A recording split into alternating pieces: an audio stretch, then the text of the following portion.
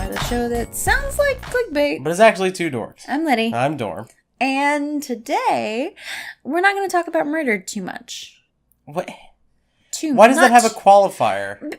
Because it's me. Okay. So, talking about avocados, and suddenly a man died. Suddenly death. So, Dorm, Mm-hmm. you sometimes partake in the sauce, as they call it. Yes, I do love Sweet Baby Ray's. He does. He does love Sweet Baby Ray's. Also, alcohol. Oh, that sauce. That sauce. We are going to talk about the science of being drunk today. Oh. Yeah, I thought that this was on brand for the two of us, Yeah, perhaps. sure. Especially living in Kentucky and bourbon and all of that good stuff. So what you doing? He's just gonna take a little sippy sip. Yeah, I was taking a sip of my bourbon. A sip of his little burbs.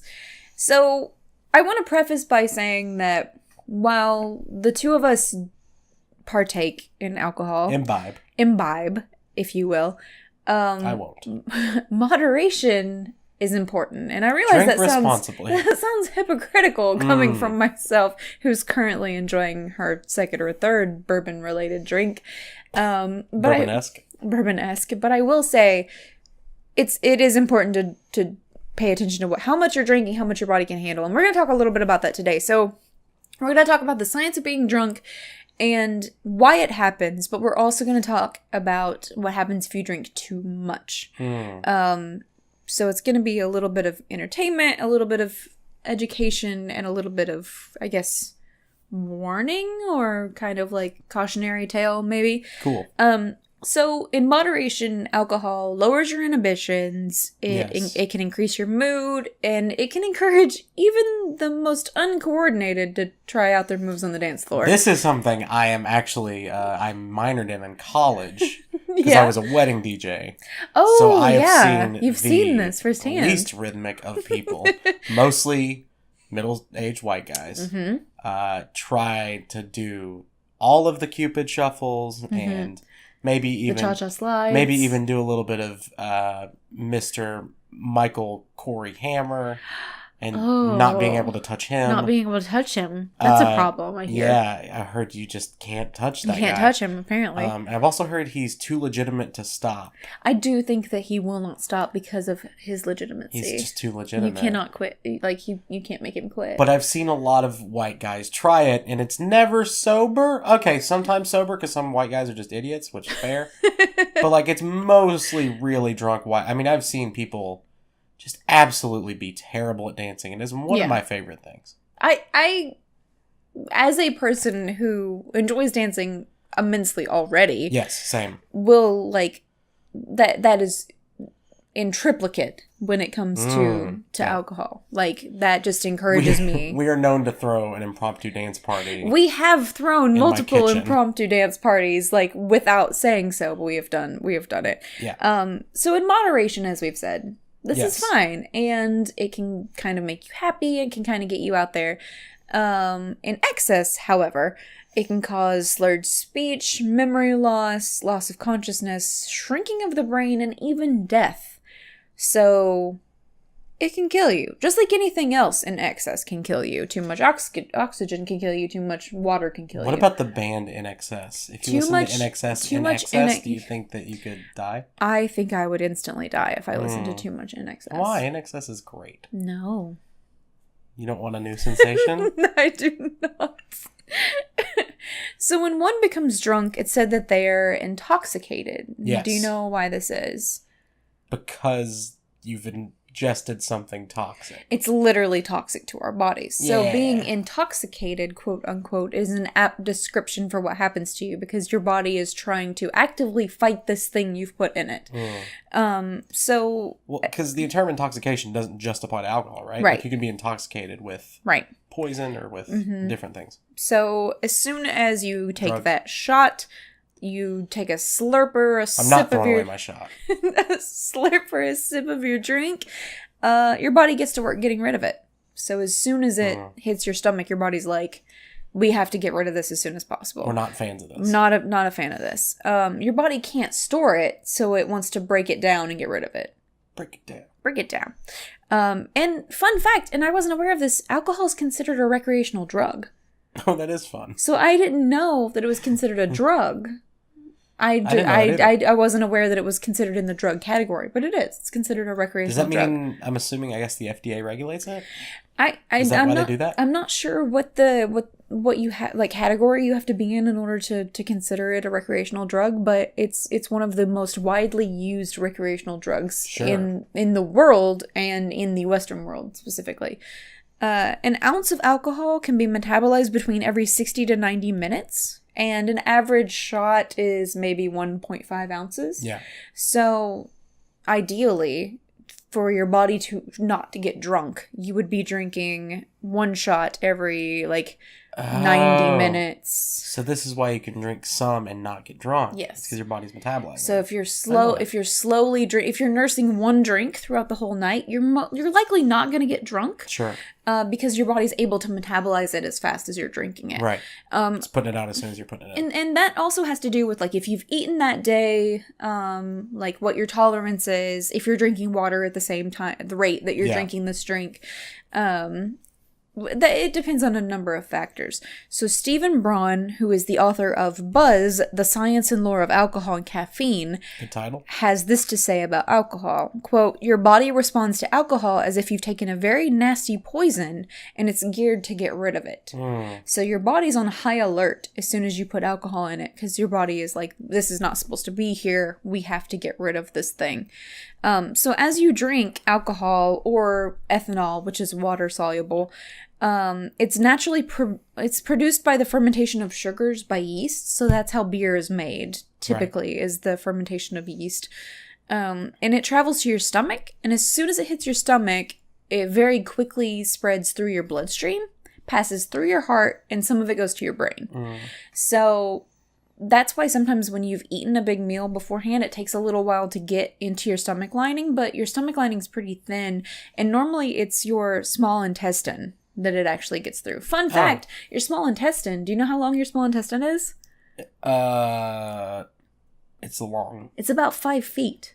Damn. Yeah, so it's about 1.5 meters long, or 5 feet. So it's just coiled up. You know? It's bigger. It's coiled up in your body. Yeah. So there's miles and miles of intestine inside you. It's not miles, but you know what I mean. So once the alcohol is absorbed into the bloodstream, it gets transmitted throughout the body. Like I said, passes through your heart and it heads towards your brain. The ethanol reduces the effect of an excitatory neurotransmitter known as glutamate. So glutamate is responsible for maintaining your alertness, controlling your reactions, like your reflexes and stuff like that. Yeah. And it even helps make memories. So when the alcohol affects that, that's what a blackout is. Oh. That's why you can't have memories anymore, because that's really cool. The glutamate is stopped. It reduces the effect of it. So all of a sudden you wake up, you don't know what happened, where you are, or what went on last night. It's because of that. It's because the alcohol has stopped that.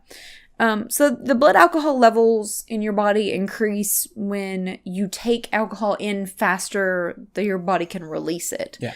So like anything, if your body takes in too much of it, it tries to overcompensate and get rid of it. Sure. As soon as alcohol gets through your body, your liver begins the process of breaking it down with an enzyme that's called alcohol dehydrogenase. And it converts alcohol into, and I'm not going to be able to say this word, but I'm going to try. I don't know how to say this. It's like acetate? Acetaldehyde? Acetaldehyde? Wait. Acetaldehyde? Hold on, zoom in on again. Acetaldehyde? Jesus. Acetaldehyde? Acetaldehyde? I have no idea. It's a very big word. That's a weird... all you need to know about it, dear listener, is that it's a naturally occurring organic compound, and it's found in everything from ripe fruit to coffee. It's just out there. Yeah. And it's also thought to play an important role in your hangover. But that we'll save that for a later episode, because I feel we'll hang on to that one. I feel like that's an episode all in its own. Oh yeah, for sure. So back to when you start to become drunk, when the amount of alcohol starts to overpower how quickly your liver can process it, that's when you start to get drunk. Now, how quickly you're actually going to get drunk is dependent on a number of factors, depending on who you are and what stage you are in your life, such as your tolerance, your age, how much you've eaten beforehand, and even your ethnicity. So that all of these things, all these factors can affect how quickly you're going to be able to get drunk and how fast your body can actually metabolize the alcohol. So having zero tolerance, a lot of people are like, oh, I can't drink. I don't have any tolerance. I have zero tolerance. That's considered to not really even be a thing because like mouthwash has alcohol. Some cakes have alcohol in them. Traces of alcohol exist in pretty much anything. Even overripe fruit has some alcohol in it. Your Aunt Nancy's breath. Right, exactly. Me. So there are just traces of alcohol rather, in things around you pretty much constantly. I mean, not enough to hurt. Like, I remember that mouthwash used to have a higher concentration of alcohol because they had to take it off the shelves or at least put it behind like plexiglass for a little while because people were drinking it. Yeah, like teenagers. Yeah, they were drinking it because of the alcohol content. And it can kill you if you drink too much. Well, I don't know if it can kill you. It'll make you really sick. You're not supposed to. It's too much. Yeah. But it doesn't occur in the body naturally. So alcohol doesn't occur in your body in the same way that, you know, many organic compounds will. Sure. But it exists within your everyday diet, usually, like, pretty typically.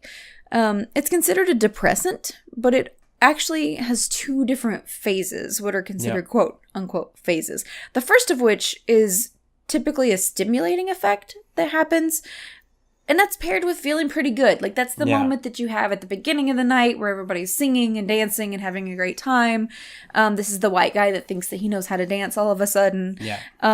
That's the Steve. The giggly state. Yes, Steve. Freaking Steve.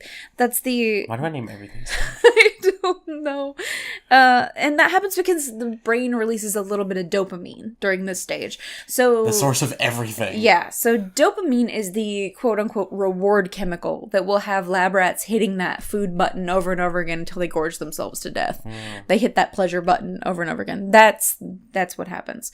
And it's also blamed for addiction, not just alcohol addiction, different types of addiction. So it's kind of that reward kind of idea. It's the chemical that you feel like you've accomplished something and you get that rush of emotion, you get that feeling and you want that again. You want to do that again. Yeah. So that's why a lot of people who start to drink feel really good and they're like, I'm going to keep this train rolling. Yeah. And then all of a sudden they're bent over their toilets, throwing up and blacking out.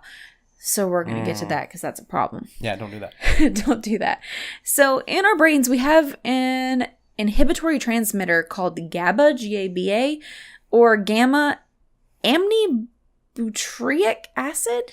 Butyric acid. Listen, I'm not a scientist. Steve Buscemi. Steve Buscemi. I'm not a scientist. Look this up. I just played one on TV. Yeah, it's GABA. GABA. Yo, GABA. Yo, GABA. The neurotransmitter dampens responses. So this is where the depressive effects of the alcohol begin. This is when you start to get sluggish, you get a little clumsy, it takes you a little bit longer to understand what's going on around you, your reflexes are a little bit slower, your vision starts to get a little blurry. That's during this stage. This is also the point that some people do that whole, like, hold my beer situation where they throw themselves into danger or put themselves into more dangerous situations because they're just not aware anymore that they can be hurt. Like, this, Gotcha. it just doesn't, they've reached this threshold of, oh, I'm invincible now. Right. Like, I'm totally fine now. And then they'll do something particularly stupid and almost get themselves or someone else killed. This is a lot of the reasons why drunk people think they can drive. This is at that point where they're like, no, I'm good. And then they're stumbling on the sidewalk to get to their cars. Yeah. So at this point, alcohol has depressed the behavioral inhibitory center in the cerebral cortex, which makes us more likely to act erratically, take chances, and ultimately get hurt. So... Don't follow the ABBA song when you're drunk. So don't follow ABBA. Don't worry about your GABA. That's good. Don't be an ABBA, worry about your GABA. That's really good. Meanwhile, your body's fighting valiantly to get rid of this poison that you've put inside of it. It's trying really hard to get rid of it. it's somehow been introduced to this foreign body. It doesn't know what it is. You certainly couldn't have done it. Sure. So we have to get rid of it. Yeah. It's trying to kill us. We have to get rid of it. Now, alcohol blocks an antidiuretic hormone called vasopressin in your body. Normally, this hormone keeps your kidneys from getting rid of too much fluid. It is the same diuretic. Okay.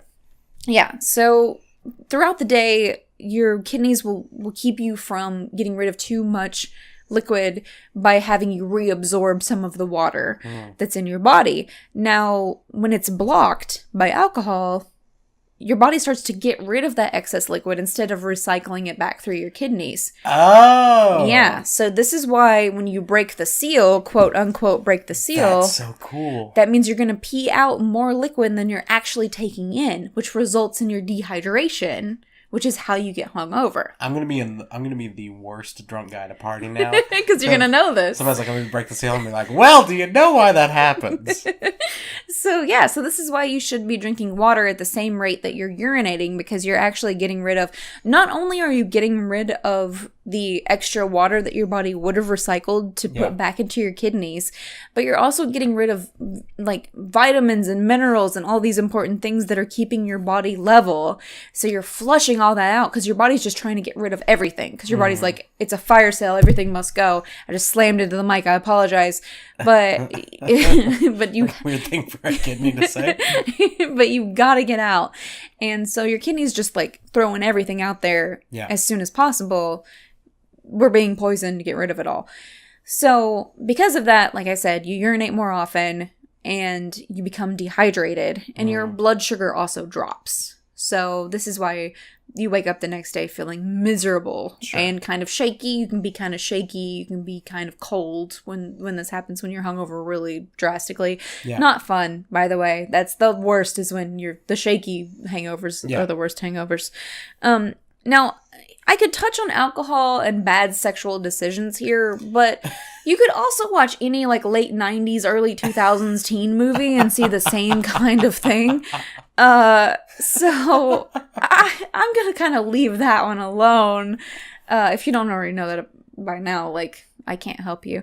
I will say, however, that while alcohol may seem to stimulate your sex drive at first, it can dampen sexual responses. So think of Whiskey Dick, I was going to say, example. I hate to be crude, but Whiskey Dick. Yeah, so think of Whiskey Dick, for example. So Shakespeare even referred to it, stating that alcohol, quote, provokes the desire, but takes away the performance. Oh, I thought I was going to say the fire. That would have been so good. So that's funny. So provokes the desire, but takes away the performance, which I think is a nice way to put that. I will also say that Liddy sort of teased this episode by saying, "Oh yeah, I have a quote from Shakespeare here." And so I was like, "You're like, what could Shakespeare say about alcohol?" I'm drunk, and I'm Shakespeare. I'm Shakespeare. Yeah, we did. We joked on this for like 15 minutes straight, and then we were like, we probably should have saved this because it won't be funny now. Yeah, and then it was midnight. And then it was midnight, and then we had to record a podcast. 9 p.m. So, a published study suggests that the phenomenon known as beer goggles is caused because alcohol reduces our ability to evaluate facial symmetry. So, right, which is the source of beauty. Right, which scientists suggest contributes to our perceived attractiveness in a mate. So, what you may not have perceived as attractive before, that's cool, now appears to be attractive to you because you no longer care about the facial symmetry of the person that you're looking at. And it's kind of that like blurry, hazy kind of thing where you're like, oh, she's totally attractive, and then the next day you're like, what have I done? And it's because this person was attracted to you at the time because you were drunk. And it's not an excuse, but don't do it. Can I talk about beer goggles real quick? Please do. When I was in high school, before I ever touched alcohol, I promise, we were on, it was like senior day or something, and we had like those little games and stations set up, and one of them was from like Parents Against Drunk Driving or something. Okay. And they had a beer goggle station where you put on goggles. I totally remember this. And they have like holographic inside. Yeah. Like all really... That is not true. That's not in at all. any way. I have That's never not at felt all what like it's that. Like. No. As drunk, like the drunkest I've ever been, never felt like That's that. That's not at all what it's like. It's so ridiculous. Like that is the weirdest, like. Yeah.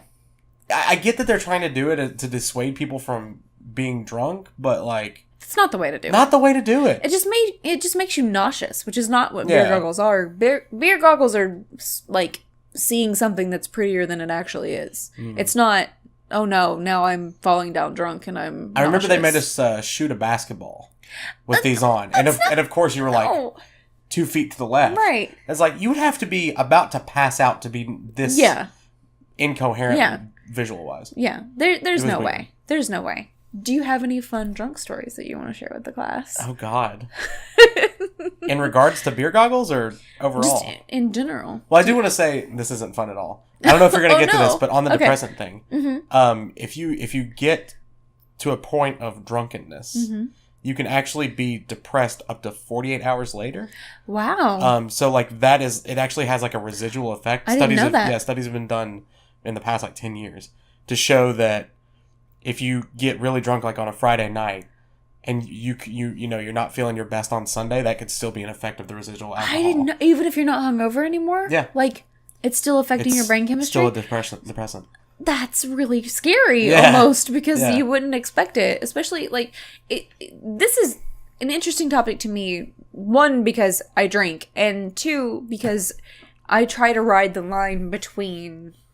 I just got really, like, stopped up. I try to ride the line between that, like, happy dopamine-fueled haze Sure. right before the depressive, Yeah, like... everybody wants the heavy buzz. Yeah, everybody wants to be in that buzzy stage, but not in the, like, crying Woody to stage? it. Yeah, like, crying stage. Like, Buzzing, Woody.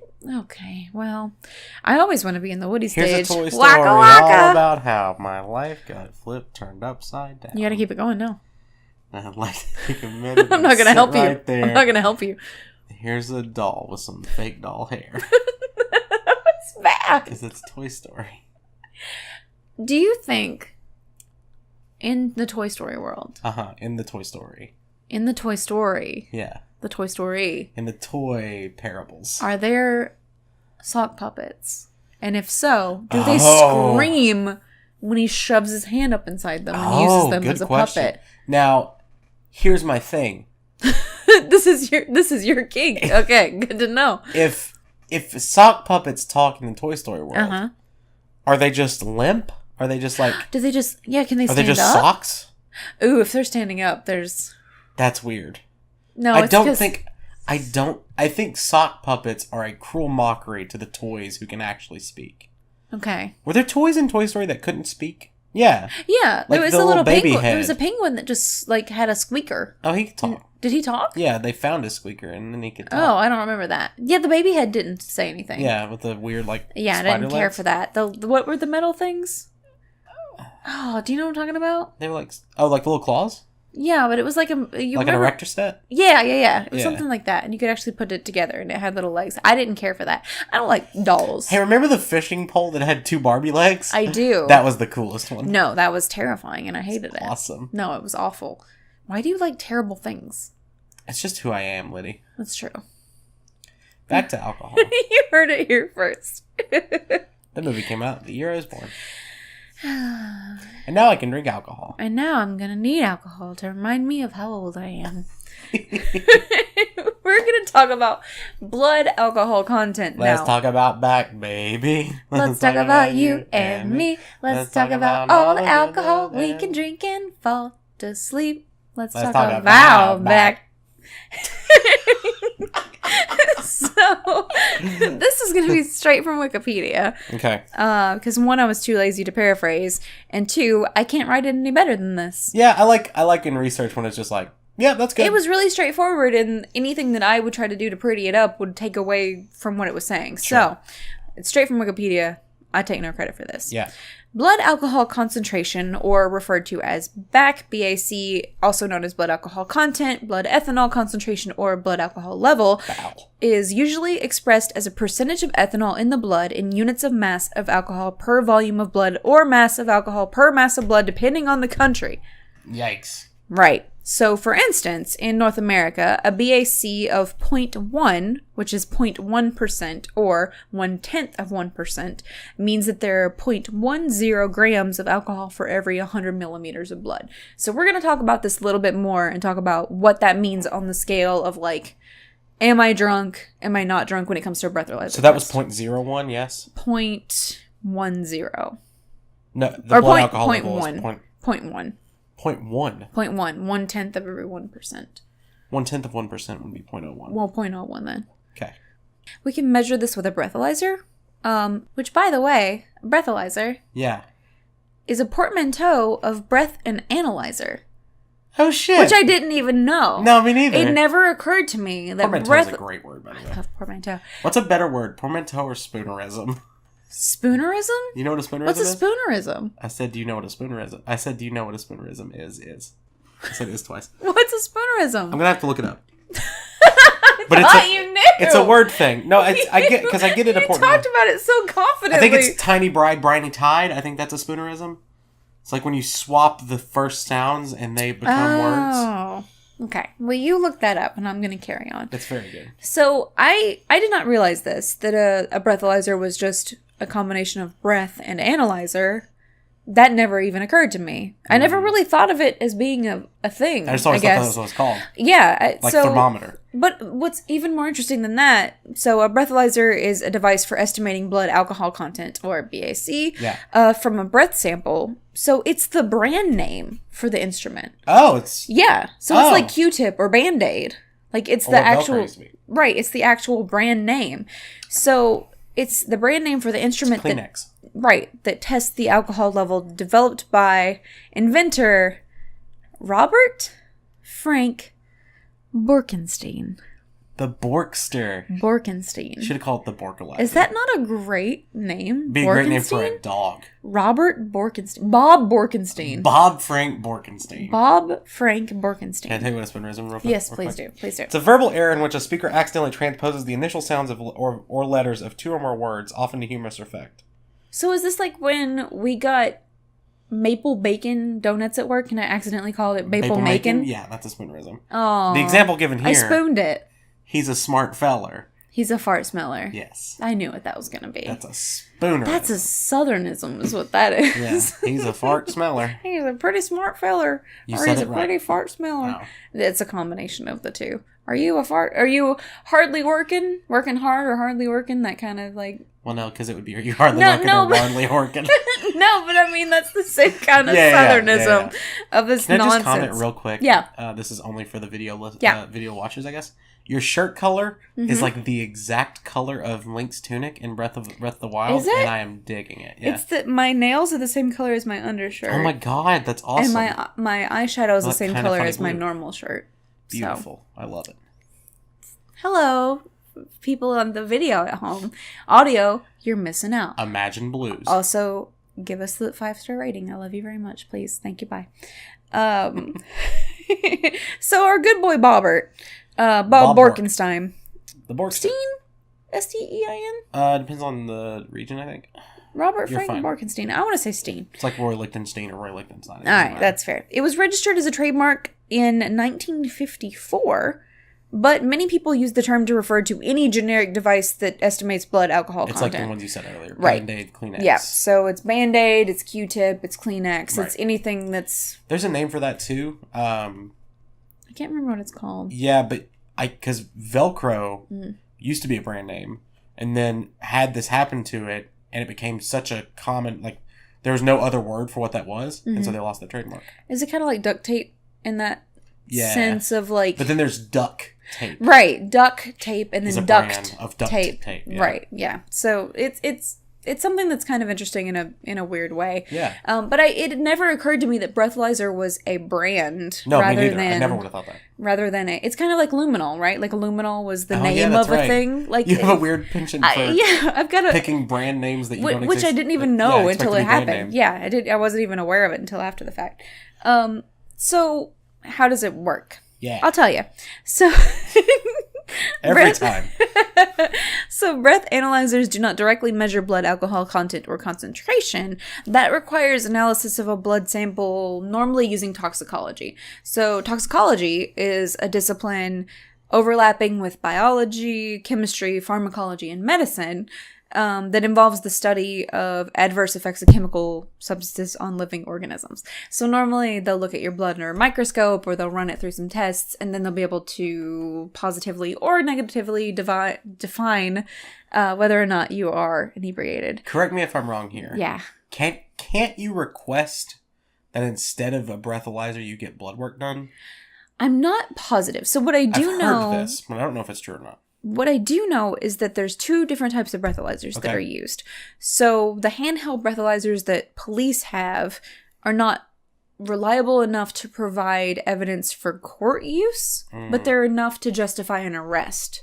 So if they use it and the cop says, like, hey, we believe that your blood alcohol content is way too high, you have to come with us, that is justified. Like, that is justified. But once you get to the police station, they have a larger breathalyzer device that they can use to produce court evidence. Gotcha. So the ones that are at the police station can be used for court evidence, but the handheld ones are kind of a guideline. Got it. Instead of something that can be used in the court of law. Yeah. The weird thing is that pretty much if you're tested to, like, if somebody tells you to do a breathalyzer, that's pretty much it, right? If a cop suspects that you're gonna need one, you're probably in trouble at that point, because I know that every time you have to take them, they remove the straw thing out of it. So I had a friend who was a state policeman for Kentucky, and he had his, like, state issued breathalyzer and hung out with his buddies one night, and all of them got super drunk and each took turns testing the breathalyzer, and each of the straws that goes into the machine he had to open individually. And so, like, he was like, boys, each of these cost like $20, you guys owe me money. And so each time they were like blowing into it to see who was the drunkest. Yeah. He was a state policeman in Kentucky. I just want to make sure that's you're aware of this. Yeah. He was a he's not anymore. He has a desk job now. But at the time, he was charged with making sure we were safe. And he was with his buddies checking his own breathalyzer tests. So, thanks, Kentucky. Yay. So, we're going to talk about the BAC or blood alcohol content, that at what point you are considered, like, not safe to drive or no longer legal to drive. Yeah. I will say that at 0.200, that's when you start to get nausea, vomiting, anger, sadness, decreased libido, possibility of stupor, blackout. I always have a possibility of stupor. Completely sober, I'm possible. I always have the anger and sadness mood swings. That's my thing. Sad and mad. The two nausea. I just always have nausea. This just sounds like a Pepto-Bismol commercial. Yeah, everywhere I go, I just have vomiting. I don't know what it is. Just have it. So over 0.5 is a high possibility of death. I was gonna say, you're dead. That's so half your blood. At 0.5, right? So at 0.5, if you're alive anymore, you're probably in a coma. Like, legitimately, yeah. Yeah, like straight up.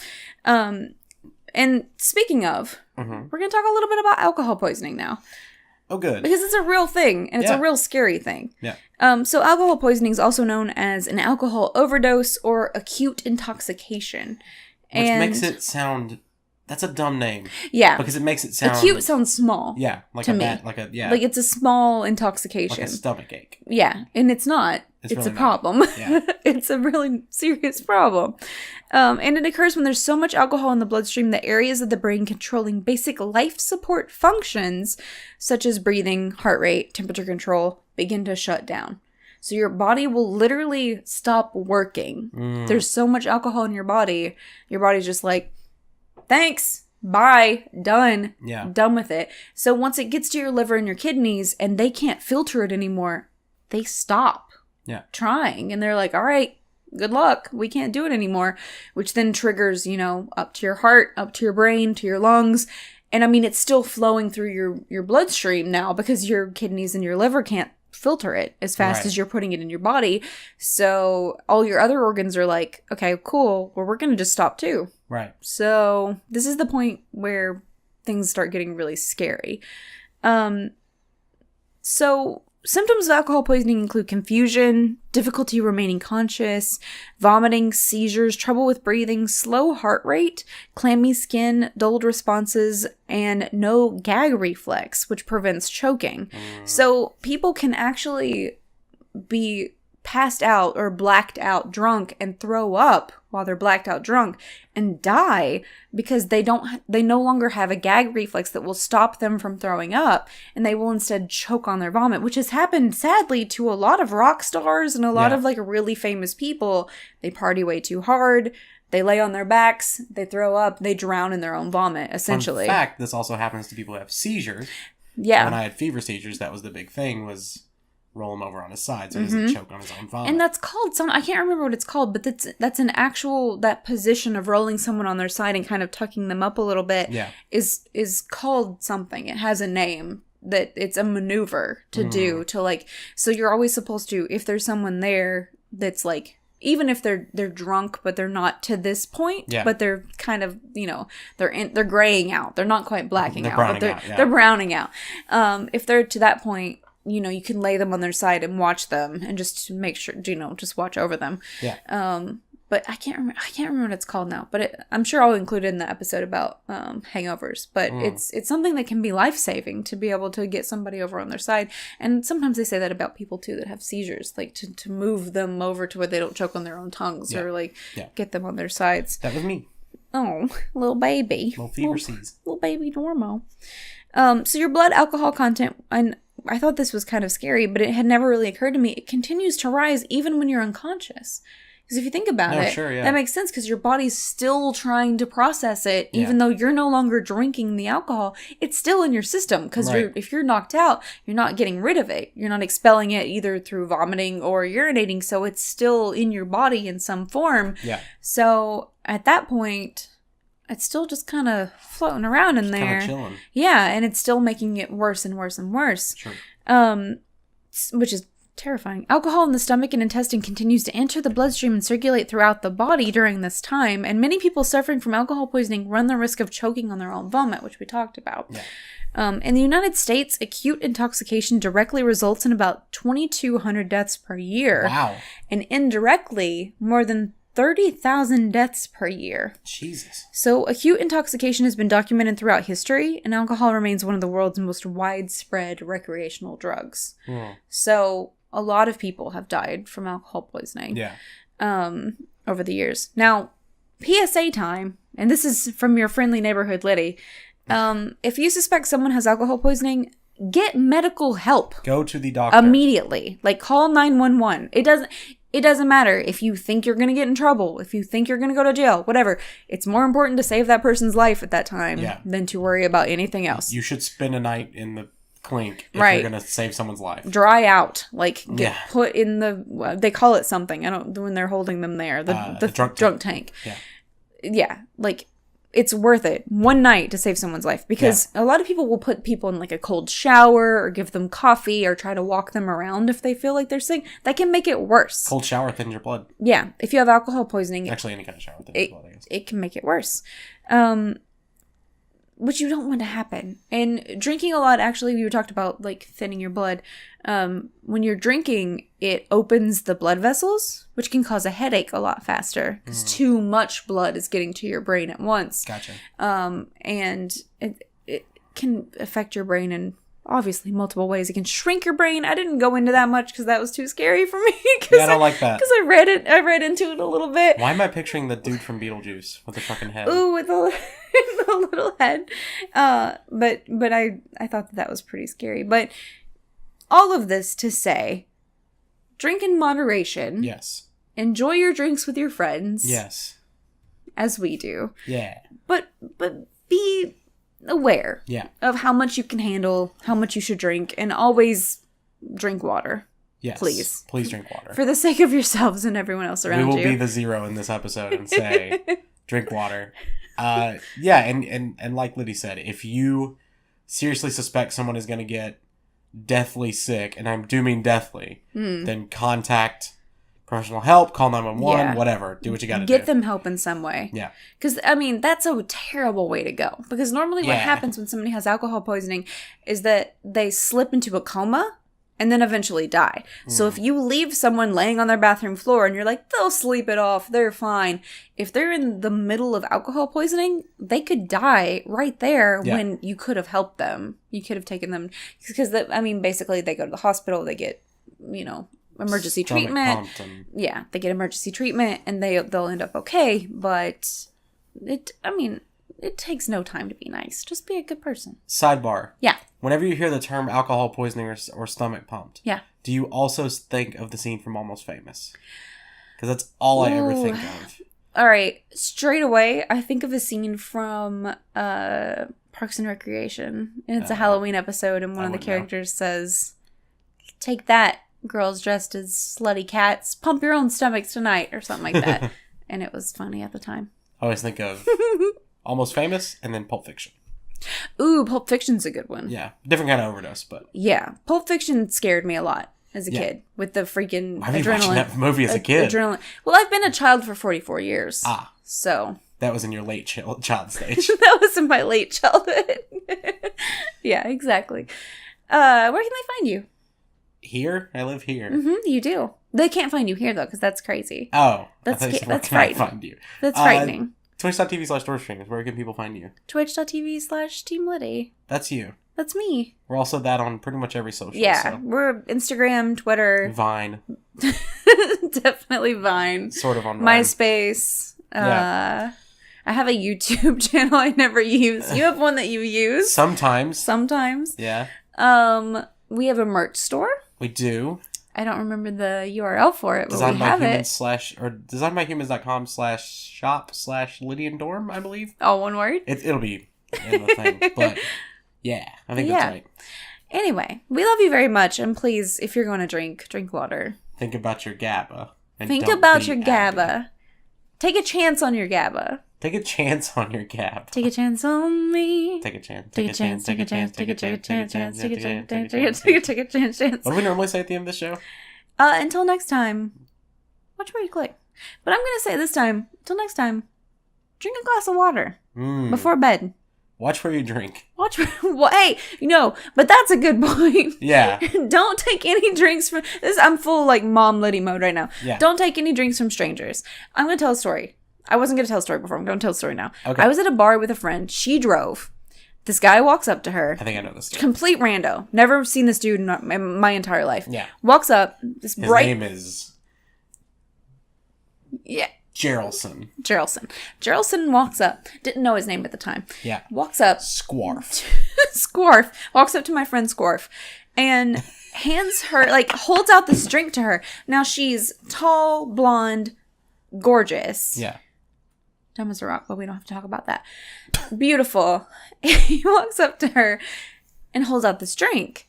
And she was very, I would say she's still alive. She is very, well, he was telling a story in the past tense. Well, that's true. Okay. She's very sweet, but very naive and kind of very trusting of people. Whereas I, an intellectual, have... the opposite of all those words. It's the opposite of those words.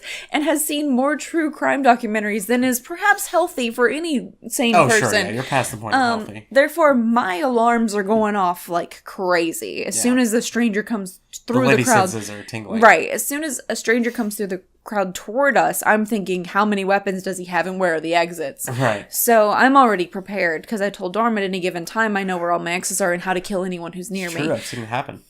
Not the killing part, but the exit parts, yes. Yeah, I didn't know you were going to throw that in. So he walks up, holds this drink out to her, and she says, "Oh, no, thank you. I'm driving." And he goes, "Oh, come on, just one drink." And she's like, "No, I'm driving, but thank you." And he goes, "Come on, it's just one drink. What's the matter?" So myself, being a pit bull, gets in between them and is like, "Do you not hear her? She said she's driving." And so I take it out of his hand and I turn around and I sit it behind me, just leave it. Yeah. And he turns back around and is like, "We don't have to be a jerk about it," and takes it to this group of other girls and hands it out and gives it to them. And one of them drinks it. She tells me later, she's like, "I think I recognize that guy." I'm like, "Really? Why?" She's like, "Yeah, he knocked up one of my sorority sisters and then never called her again."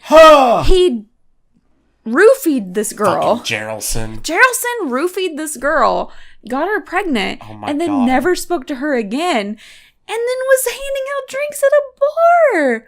Don't take drinks from strangers in bars. Please. Don't do it. Don't man or woman. Don't trust anyone. Man or woman, don't Can that do be it. our new tagline? Don't trust anyone. Don't trust anyone. That's going to be the name of my real life show about my real life. It's just going to be called Don't Trust Anyone with Liddy. The Liddy documentary. Don't trust anyone. Don't trust anyone. Anyway, until next time. Watch where you click. Watch where you click. And don't trust anyone. And don't trust anyone. Please. Ever. Ever. For the sake of our sanities. Don't do it. Don't do it. Drink water. And don't trust anyone.